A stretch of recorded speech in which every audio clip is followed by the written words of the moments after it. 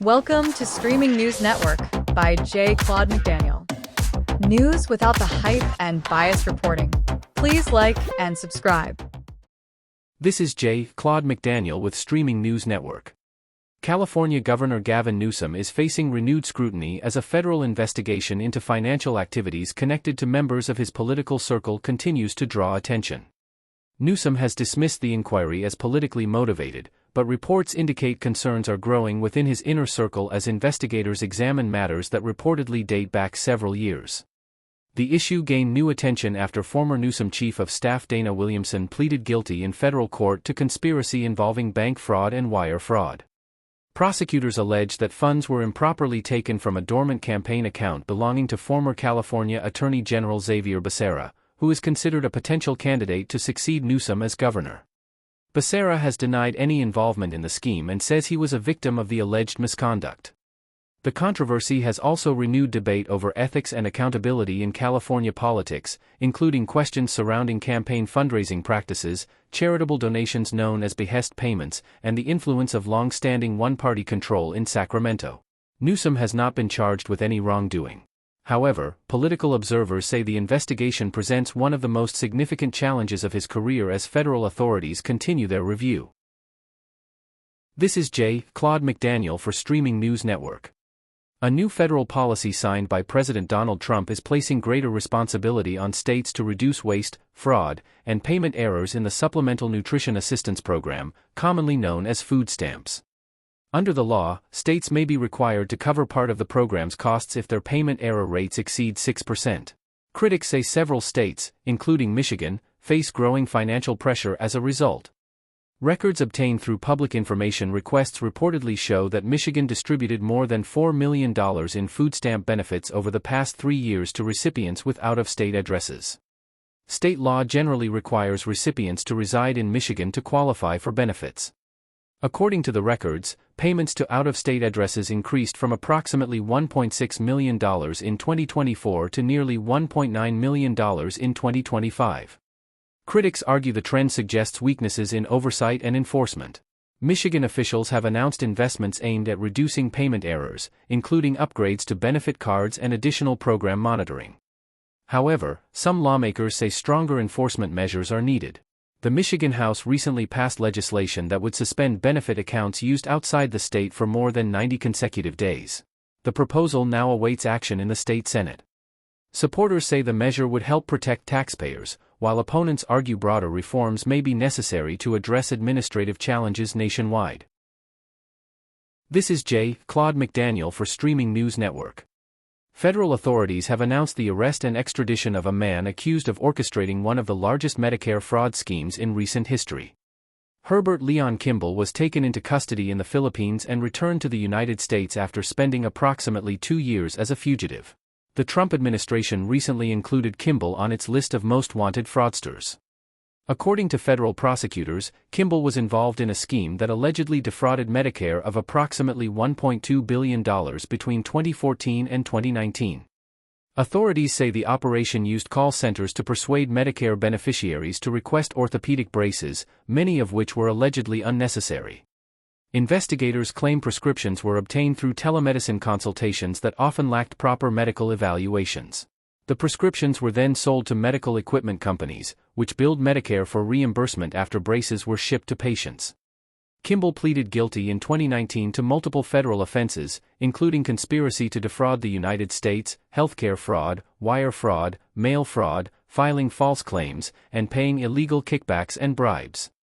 His arrest follows the recent capture of another suspect on the government's most wanted fraudsters list, as federal authorities continue efforts to recover taxpayer funds and prosecute large-scale fraud cases. This is Claude McDaniel for Streaming News Network. A 19-year-old Texas man has been denied bail after appearing in court on capital murder charges stemming from a triple homicide that claimed the lives of his parents and grandmother. Authorities say Gaurav Chopra is accused of fatally shooting his father, 56-year-old Swira Ram, his mother, 46-year-old Kamlesh Rani, and his 73-year-old grandmother, Minder Kaur. Investigators also allege that Chopra shot at his brother, who survived the attack and called emergency services for help. When deputies arrived at the family's residence, 2 victims were already deceased. A third victim was transported to a hospital but later died from injuries sustained in the shooting. Authorities say the suspect fled the scene before law enforcement arrived. Chopra was later apprehended following a high-speed vehicle pursuit that ended in a crash, reportedly injuring 2 other individuals. Investigators recovered a handgun from his vehicle and believe it may have been used in the shootings. The suspect now faces charges of capital murder involving multiple victims, attempted murder, and evading arrest. Officials have not released a motive, and investigators say statements made by the suspect during questioning have not been substantiated. The case remains under investigation. This is Claude McDaniel for Streaming News Network. Political tensions are rising in Spain after a judge ordered Begoña Gómez, the wife of Spanish Prime Minister Pedro Sánchez, to stand trial on charges related to alleged influence peddling and corruption. The ruling requires Gómez to surrender her passport and appear before a court every 2 weeks while awaiting trial. The judge stated that the measures were necessary because of concerns she could leave the country. A trial date has not yet been announced. Prosecutors allege that Gómez used her public position to influence government contracts awarded to technology companies. She also faces accusations involving the misuse of public funds connected to the hiring of a consultant and the alleged improper use of software while serving as a professor at a public university. Gómez has denied all wrongdoing. Prime Minister Sánchez has defended his wife, arguing that the case is politically motivated and part of a broader effort by conservative opponents to undermine his government. The judge also ordered that a businessman allegedly connected to the contracts and a consultant who worked with Gómez face trial. The case has intensified pressure on Sánchez's administration as Spain moves closer to its next general election. This is Claude McDaniel of Streaming News Network. Police in Chicago are investigating a mass shooting that left at least 12 people wounded after gunfire erupted in a South Side neighborhood late Friday night. According to authorities, an SUV pulled up to a group gathered on a city street, and 2 individuals inside the vehicle opened fire before fleeing the scene. The vehicle remains at large as detectives continue their investigation. Among the victims are 8 men and 4 women ranging in age from 17 to 47 years old. 2 male victims were reported in critical condition. One suffered a gunshot wound to the thigh, while details about the second critically injured victim have not been released. The wounded were transported to multiple area hospitals for treatment. Police also reported that another man suffered injuries but declined medical care. Officers initially responded to reports of a single shooting victim but discovered multiple people had been struck. Among them were a woman shot twice in the back and a man who sustained several graze wounds. Both were reported to be in fair condition. Authorities have not announced any arrests or a possible motive. Police also reported that since Friday evening, at least 21 people have been shot across Chicago, including 4 fatal shootings. This is Claude McDaniel with Streaming News Network. The Netherlands delivered a dominant performance on Saturday, defeating Sweden 5-1 in a Group F World Cup match and making history in the process. Brian Brobby gave the Dutch an early advantage with 2 goals in the opening 17 minutes. Cody Gakpo extended the lead shortly after halftime, scoring in the 47th and 54th minutes to put the match firmly out of reach.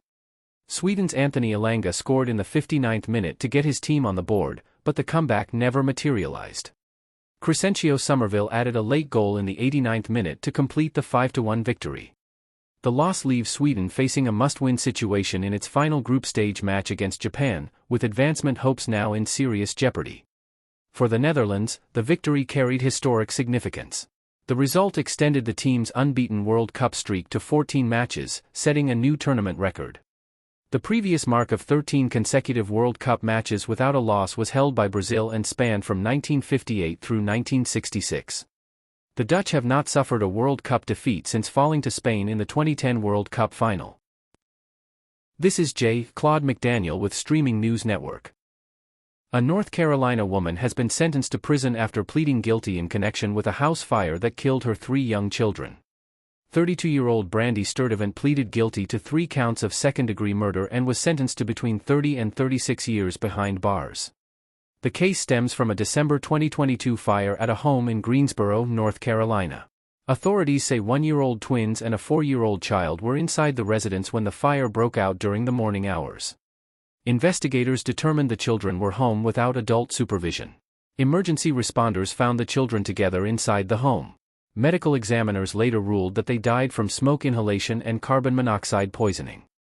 According to prosecutors, neighbors were the first to call emergency services and attempted to help before first responders arrived.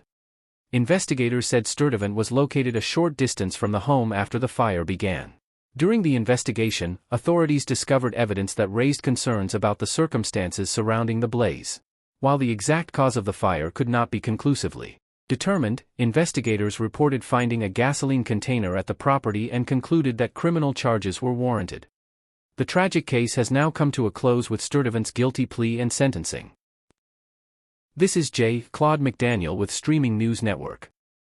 A new watchdog report is raising questions about the spending practices and political activities of one of the nation's largest railroad unions.